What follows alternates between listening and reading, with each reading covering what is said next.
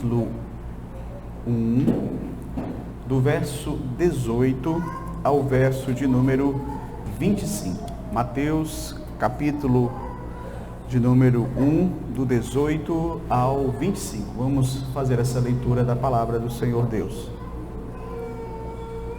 Ora, o nascimento de Jesus Cristo foi assim. Estando Maria, sua mãe, desposada com José, sem que tivesse antes coabitado, achou-se grávida pelo Espírito Santo. Mas José, seu esposo, sendo justo e não querendo infamar, resolveu deixá-la secretamente. Enquanto ponderava nestas coisas, eis que lhe apareceu em sonho um anjo do Senhor, dizendo: José, filho de Davi, não temas receber Maria, tua mulher, porque o que nela foi gerado é do Espírito Santo. Ela dará à luz um filho e lhe porás o nome de Jesus, porque ele salvará o seu povo dos pecados deles. Ora, tudo isto aconteceu para que se cumprisse o que fora dito pelo Senhor por intermédio do profeta.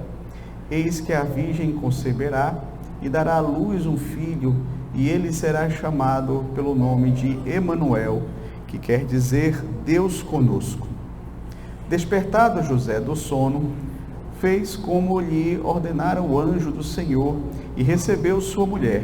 Contudo, não a conheceu, enquanto ela não deu à luz um filho, a quem pôs o nome de Jesus. Até aqui, queridos, a leitura da palavra de Deus. Vamos orar ao Senhor?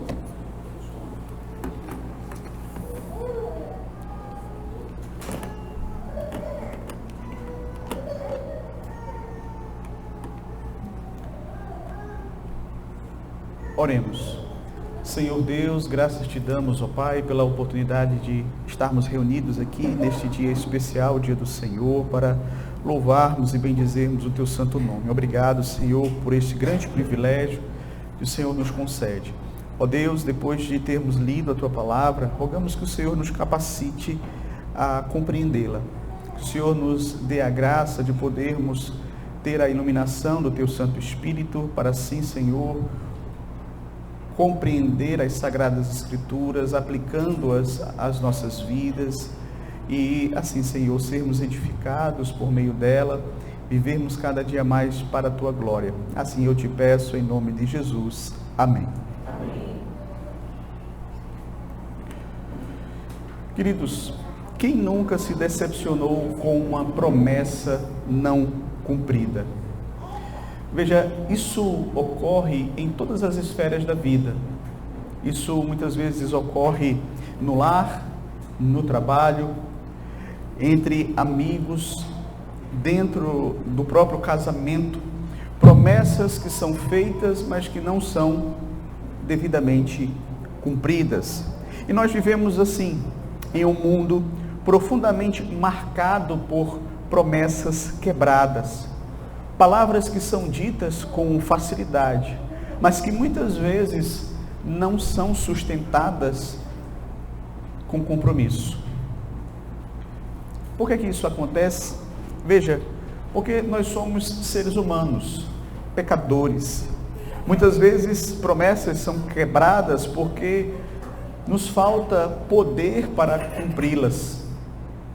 Outras promessas, elas também são deixadas de lado por falta de fidelidade, ou seja, pessoas simplesmente não estão preocupadas em honrarem com a sua palavra.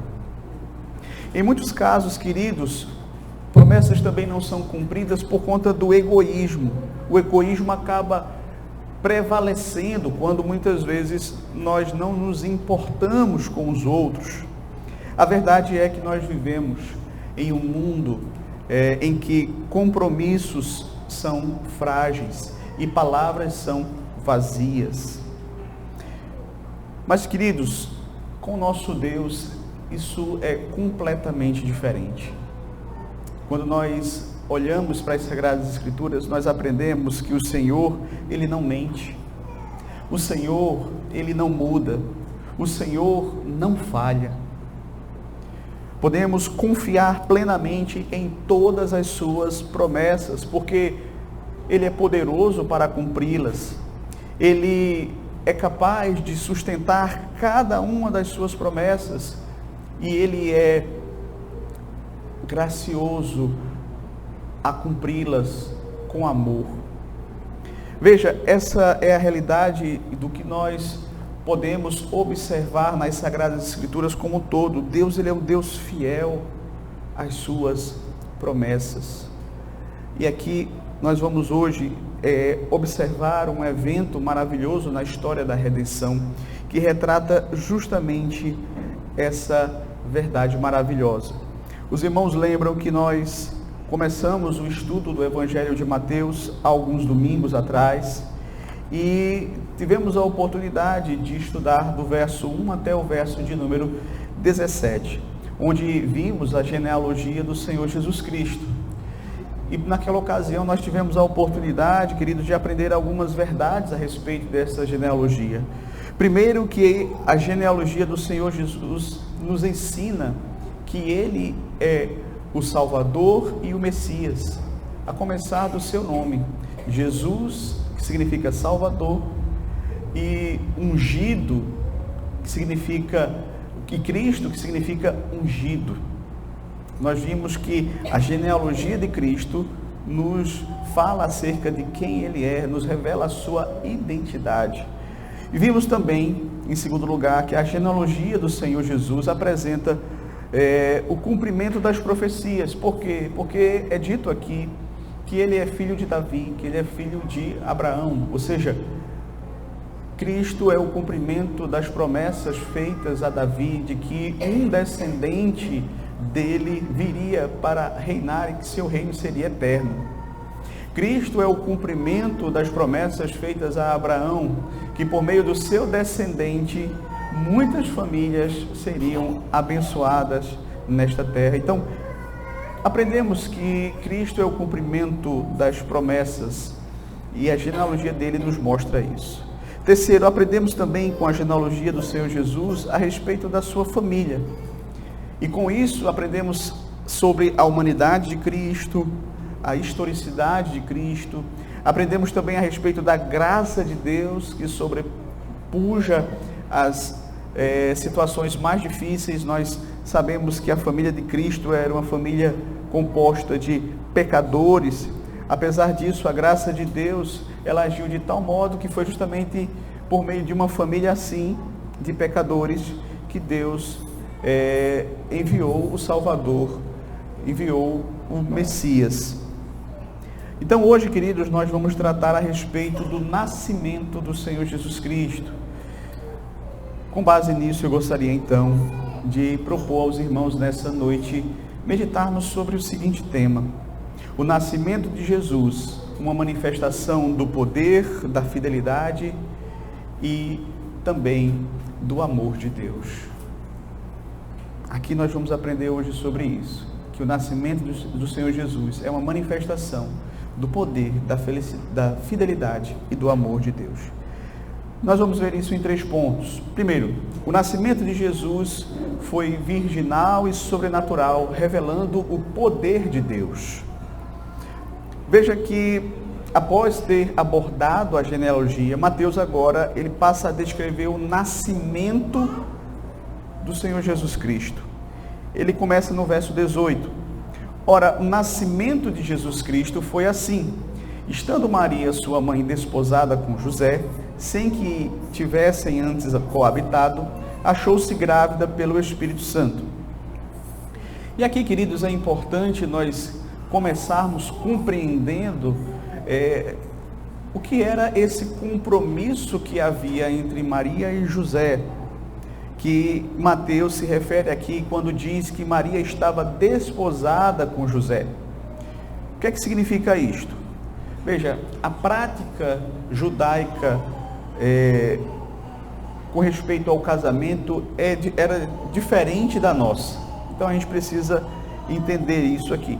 A prática judaica do casamento ia acontecer em 3 etapas. 3 etapas eram realizadas para que se chegasse a ao matrimônio.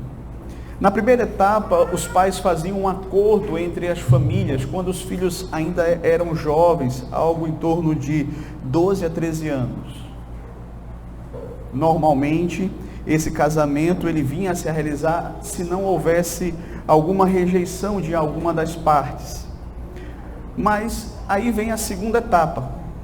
Quando chegava a idade apropriada, havia então essa relação que seria similar ao noivado, mas da nossa realidade, mas seria mais sério do que o noivado que nós conhecemos hoje. Havia ali um acordo, havia ali um compromisso, havia ali um trato entre não apenas os dois jovens, mas as suas famílias, que tinha sido ainda mais firmado agora. De modo, então, queridos, que embora eles não começassem a viver maritalmente, aquele compromisso era tão sério que para ser desfeito, se fazia necessário um divórcio. Então, José e Maria estavam justamente nesse segundo estágio. Ou seja, ela se encontrava numa condição de desposada de José. E aí então vinha a terceira fase, ou a terceira parte para concretizar o matrimônio, que era justamente a consumação, quando o rapaz tirava a moça da casa dos seus pais e passava então a morar com ela, e eles viviam ali maritalmente. Então, o texto fala que Maria estava desposada de José, estava justamente nessa fase que durava mais do que um ano. Havia um compromisso firmado. José tinha desposado Maria. José era um homem justo, reto, íntegro. Maria era uma moça piedosa, uma moça temente a Deus. Só que é nesse contexto que vai acontecer algo inesperado e surpreendente para eles. Estando Maria nessa condição de desposada de José, e não tendo tido relação com homem algum, ela se achou grávida por obra do Espírito Santo. E veja, às vezes nós passamos assim por esse texto sem parar um pouco para refletir a respeito do que está acontecendo aqui, da seriedade do que está acontecendo aqui. Porque quando um homem e uma mulher se casam, normalmente, naturalmente, é de se esperar que a mulher vai ficar grávida e que eles vão ter um filho. Mas o texto é claro ao afirmar que Maria não teve relação com homem algum. E no final do verso 18, afirma claramente que ela achou-se grávida pelo Espírito Santo. É interessante porque Mateus, ele vai ser sucinto aqui na sua descrição, no seu relato. Contudo, Lucas vai trazer alguns detalhes a mais de como aconteceu essa concepção do Senhor Jesus no ventre de Maria.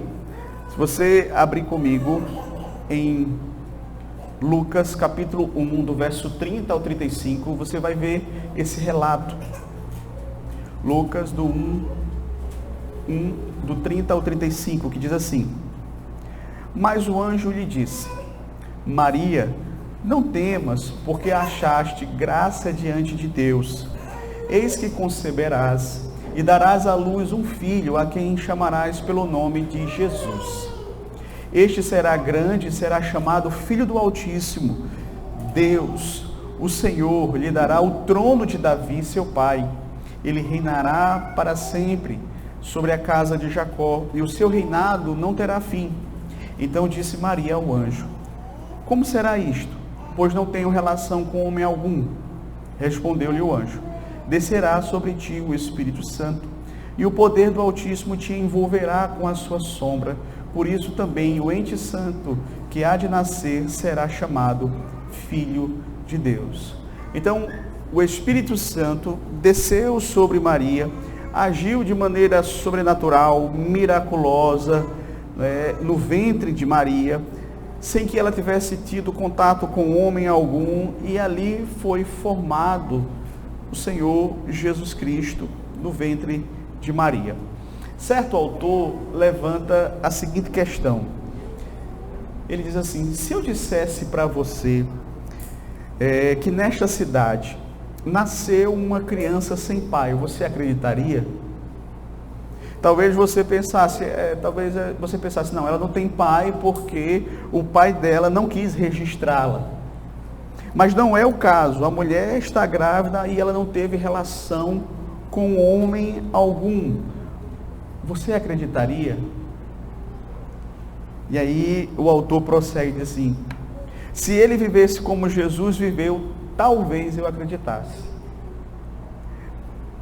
E é interessante, queridos, porque há uma relação muito forte, muito direta, entre a forma como Jesus viveu neste mundo e a forma como ele foi concebido. Pois, por causa desta concepção extraordinária, miraculosa, sobrenatural, virginal, ele pôde ser verdadeiramente Deus e verdadeiramente homem. De modo que ele tinha em si a divindade e ele também tinha a natureza humana. Contudo, sem pecado. E se nós voltarmos para os nossos símbolos de fé, nós vamos perceber claramente que eles vão falar sobre por que era tão importante que Jesus, nosso mediador, fosse ao mesmo tempo Deus e homem. A pergunta 38 do Catecismo Maior diz assim: por que era necessário que o mediador fosse Deus? Era necessário que o mediador fosse Deus para sustentar a natureza humana e guardá-la da corrupção, dar valor e eficácia aos seus sofrimentos, obediência e intercessão, e também para satisfazer a justiça de Deus, alcançar o seu favor, comprar para si um povo, dar-lhes seu espírito, vencê-los para si, preservá-los e vencê-los todos os inimigos. Depois, logo na pergunta seguinte, na pergunta 39, o catecismo vai falar porque era necessário que o mediador fosse homem também. E é dito assim: era necessário que o mediador fosse homem para poder obedecer à lei, sofrer e interceder por nós em nossa natureza, sentir nossas enfermidades, ser nosso exemplo de obediência, nos confortar e nos assegurar da nossa adoção. Então veja, queridos, que era de suma importância, era absolutamente necessário que o nosso mediador, que o nosso Salvador, que o nosso Redentor possuísse as duas naturezas, e foi por meio deste nascimento, desta concepção virginal, que ele então pôde ser ao mesmo tempo Deus e homem, 100% Deus e 100% homem, em uma só pessoa. Agora, voltando para o nosso texto aqui de Mateus, veja que no verso 19 é registrado que José ficou sabendo da gravidez de Maria, e também é dito aqui qual foi a primeira atitude que ele teve. Mas José, seu esposo, sendo justo e não querendo infamar, resolveu deixá-la secretamente. Veja, muito provavelmente Maria deve ter procurado José, deve ter dito, não é, que um anjo havia aparecido para ela, que havia anunciado a sua gravidez. Ela deve ter dito para ele: olha, eu me acho grávida por obra do Espírito Santo. É provável que José não tenha dado crédito a essa história que é tão extraordinária. O fato é que, sendo ele justo, íntegro, reto, ao invés de infamar é ela. Ele quis deixá-la de maneira secreta, justamente para que a honra dela fosse preservada. Obviamente, se tivesse sido fruto de um adultério, depois isso seria revelado. Mas ele buscou desposá-la, não é, secretamente. Seria basicamente um divórcio. E veja, ele toma essa decisão porque ele não queria que a reputação dela fosse maculada. E o texto então prossegue e vai dizer no verso 20: enquanto ponderava nestas coisas, eis que lhe apareceu em sonho um anjo do Senhor, dizendo: José, filho de Davi, não temas receber Maria, tua mulher, porque o que nela foi gerado é do Espírito Santo. E aí você imagina a angústia de José, não é? Ele estava noivo de Maria, ele recebe essa notícia, não é? E ele ainda estava ponderando sobre essas coisas, ele ainda estava digerindo tudo isso, não é? E eis que então o anjo, através de um sonho, aparece para ele e diz: José, filho de Davi, não temas receber Maria, tua mulher, porque o que nela foi gerado é do Espírito Santo. Ou seja, o anjo confirma aquilo que Maria havia dito a ele. O anjo então orienta José: José, não tema, não fique com medo, não tenha receio de receber Maria como sua esposa, porque realmente ela não teve contato com homem algum, mas foi uma obra do Espírito Santo no ventre dela.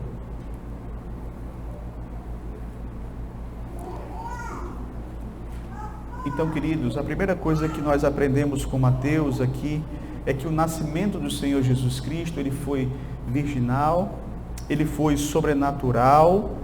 E o que é que isso evidencia? Isso evidencia, queridos, o poder de Deus.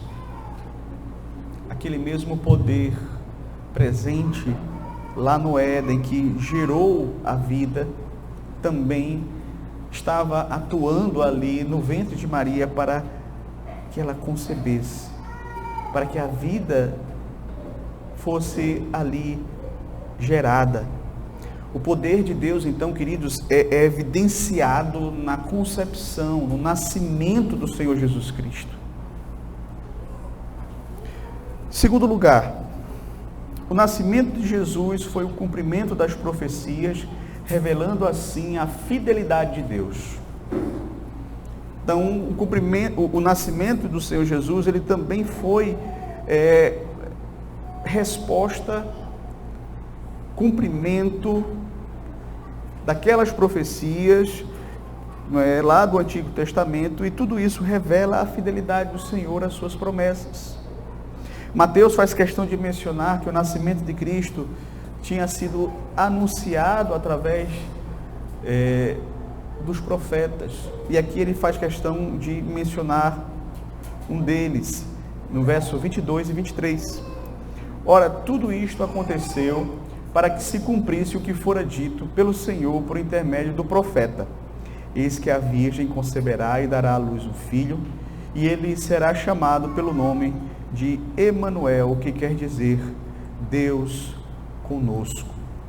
Veja, essa profecia, meus queridos, que Mateus está se referindo aqui nos versos 22 e 23, foi feita por Isaías, pelo profeta Isaías. Então, ela está sendo mencionado aqui Isaías capítulo 7, versículo 14, quando o profeta Isaías estava se dirigindo a Acais, e ele vai afirmar o seguinte lá no capítulo 7, verso 14 do seu livro: portanto, o Senhor mesmo vos dará um sinal, eis que a virgem conceberá e dará à luz um filho, e lhe chamará Emanuel. De modo que, quando Mateus cita aqui, quando o anjo, cita aqui o profeta Isaías está justamente afirmando que Jesus era o cumprimento daquela promessa feita por aquele profeta. E quando você observa isso, meus queridos, você vai perceber que Deus está nos ensinando aqui na sua palavra que Ele é o Deus que cumpre as suas promessas. Ele havia prometido lá no Antigo Testamento de que uma virgem daria luz a um filho, de que o Messias viria de uma virgem. E por mais que isso fosse um tanto quanto inimaginável para nós, humanamente falando, para Deus não há impossíveis. Ele está aqui cumprindo exatamente aquilo que ele havia prometido. Ele estava concretizando a sua promessa. Então, Mateus está dizendo, Deus está sendo fiel, Deus está cumprindo a sua palavra. Por isso que é muito importante nós entendermos isso, que o nascimento de Jesus foi profeticamente anunciado. Mateus está escrevendo para judeus, ele sabe que os judeus têm todo esse arcabouço do Antigo Testamento, conheciam as profecias.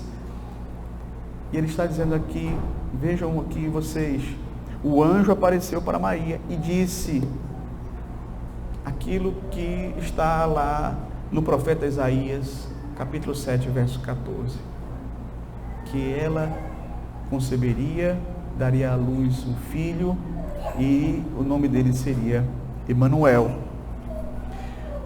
Veja, queridos, no mundo onde os pactos eles são com tanta facilidade quebrados, Deus está mais uma vez nos ensinando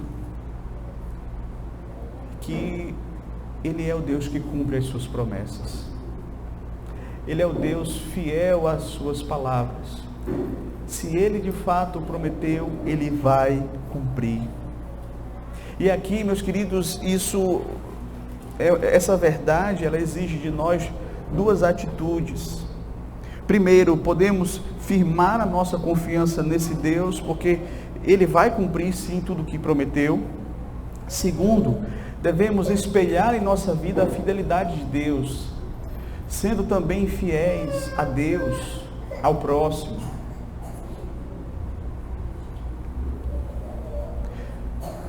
Quantas são as promessas que nós fazemos e não cumprimos?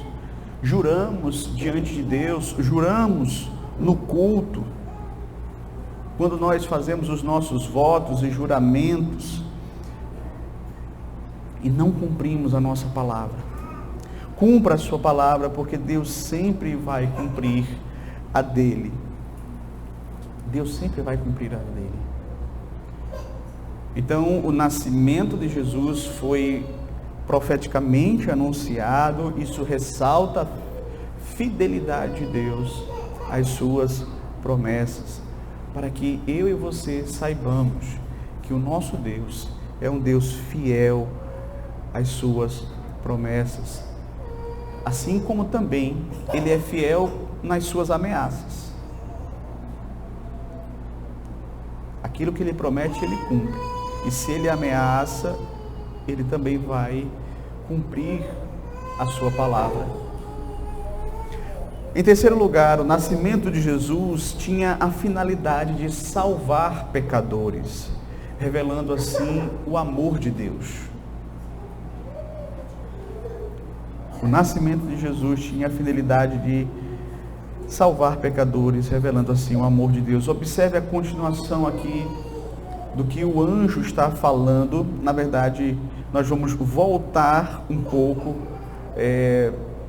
para o verso 21, quando é dito assim: ela dará à luz a um filho e porás o nome de Jesus, porque ele salvará o seu povo dos pecados deles. É interessante porque a finalidade do nascimento de Cristo estava no próprio nome de Cristo. E lembre, meus queridos, que para os judeus o nome tinha um significado muito especial. Os nomes não eram dados de forma aleatória. Havia uma razão para se dar um nome a uma determinada criança. E aqui, veja só, o anjo está justamente dizendo qual seria o nome dele. O nome este que estaria ligado à sua missão, revelaria a sua missão. Ele salvará o seu povo dos pecados deles. Era assim que ele deveria se chamar, Jesus. Porque era essa a sua missão. Mas há um outro nome para o Senhor Jesus mencionado no texto que encontra-se no verso 23. Eis que a virgem conceberá e dará à luz um filho, e ele será chamado pelo nome de Emanuel, que quer dizer Deus conosco.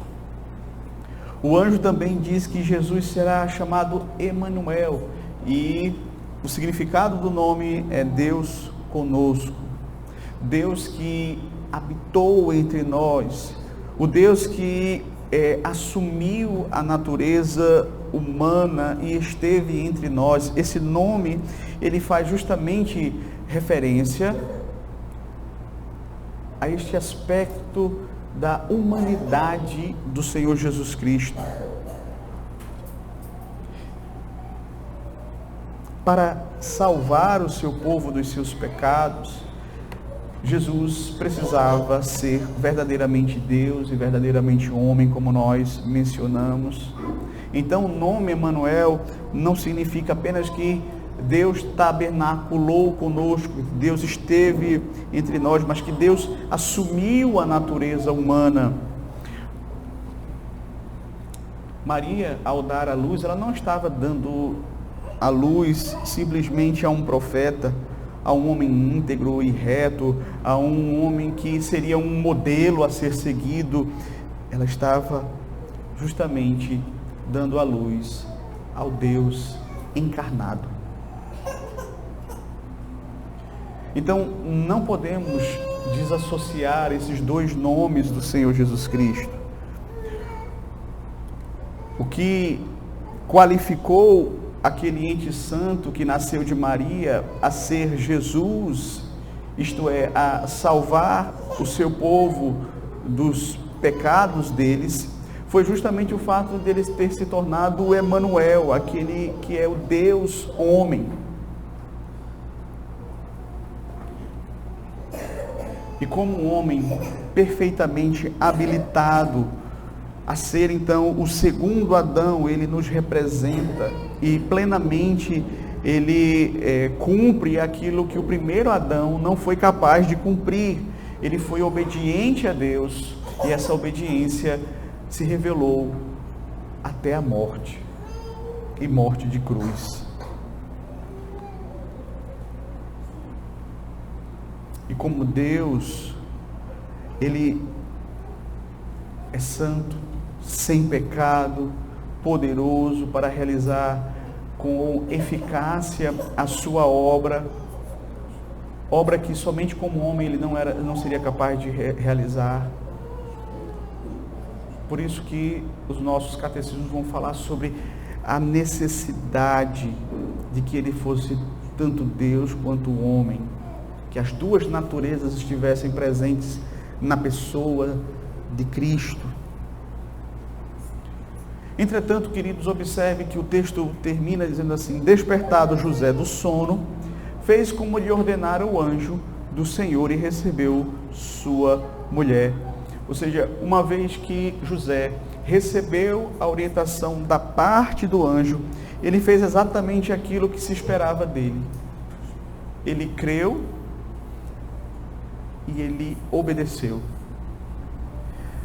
Então, ele creu na palavra do anjo, ele fez exatamente aquilo que lhe foi ordenado, ele recebeu Maria como sua mulher.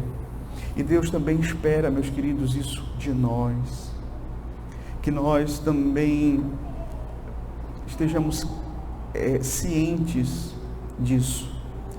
Deus espera que eu e você creiamos no Evangelho, que venhamos a obedecer este Evangelho. Na continuação, verso 25, último versículo, diz assim: contudo, não a conheceu enquanto ela não deu à luz o filho, a quem pôs o nome de Jesus. Veja, o texto é bem claro ao afirmar que José não conheceu Maria enquanto ela não deu à luz.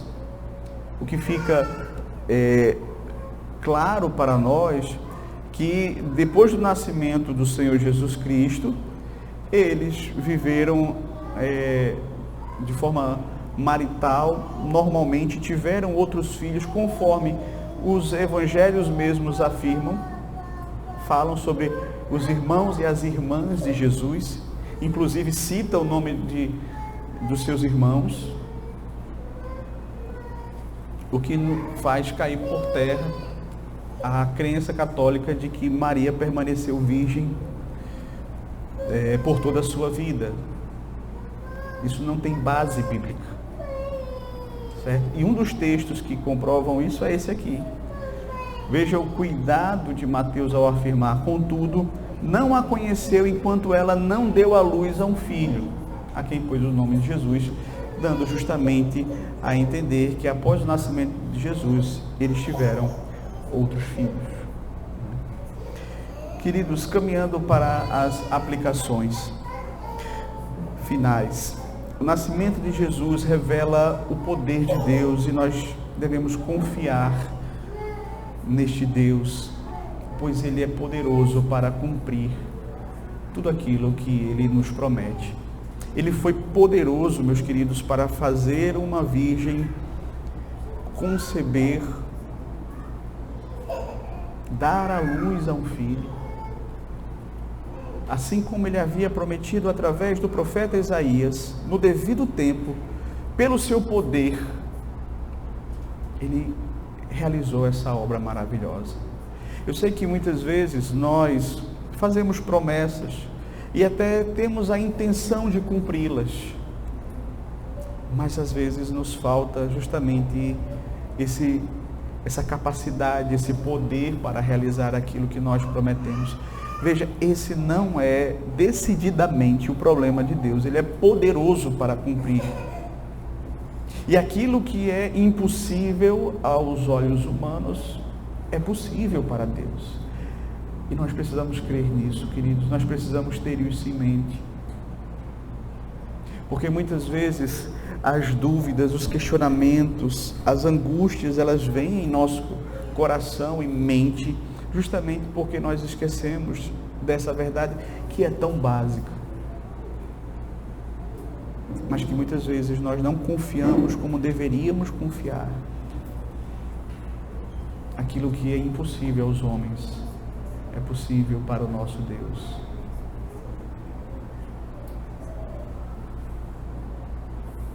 O nascimento de Jesus também é o cumprimento das profecias, e nós precisamos aprender a confiar no Deus que é fiel em tudo aquilo que Ele promete. Esse outro aspecto do caráter de Deus, a fidelidade de Deus, a veracidade de Deus, a confiabilidade do Senhor. Nós podemos sim depositar toda a nossa fé em Cristo, porque Ele tem poder e Ele vai cumprir tudo aquilo que Ele nos prometeu. E assim como nos foi prometido a vinda do Salvador a este mundo, ou seja, a sua primeira vinda, também nos foi prometido a segunda vinda. Então nós devemos ter esta certeza: Deus vai continuar cumprindo as suas promessas. Temos toda a Escritura, temos todos esses relatos que mostram de forma tão abundante Deus cumprindo suas promessas. Nós temos visto isso em nossas vidas e temos provas de sobra para crermos que Deus continuará cumprindo tudo o que Ele prometeu, inclusive a volta de Cristo e também a restauração de todas as coisas, o novo céus e a nova terra, a ressurreição, o corpo glorificado. E nós devemos crer nesse Deus, meus queridos. Eu sei que muitas vezes E aqui no Brasil parece que isso é mais forte. Nós somos o país das promessas, né? As pessoas com muita facilidade fazem promessas umas para as outras, mas muitas vezes não há uma fidelidade em se cumprir aquilo que foi prometido, em honrar a sua própria palavra. Deus não, Deus é aquele que honra a sua palavra.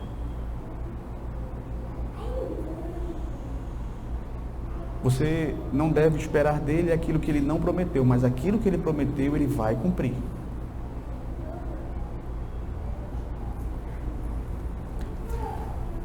Terceiro, o nascimento de Jesus tem um propósito: salvar pecadores.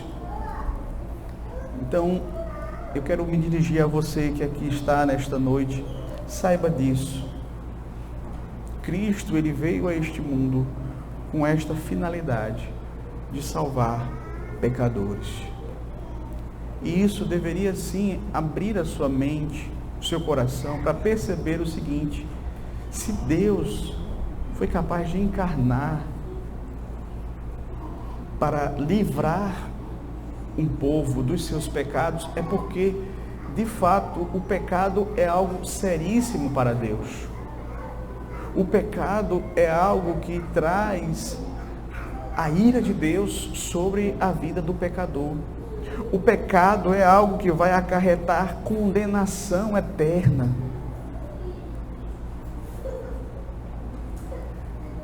Entretanto, veja, o Evangelho do Senhor Jesus Cristo, o próprio nome do Senhor Jesus Cristo, anuncia a sua missão.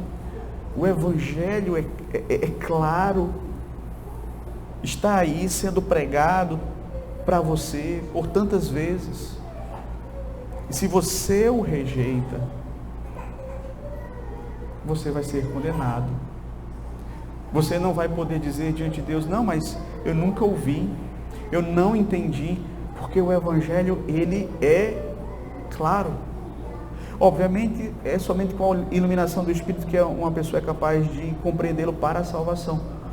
Mas você vai ser cobrado por ter ouvido esse Evangelho, no qual Deus fala claramente que você é um pecador, que você necessita se arrepender e que você precisa crer no Filho dele que encarnou para salvar um povo. E você deve fazer isso para que, de fato, você tenha esta certeza de que faz parte desse povo.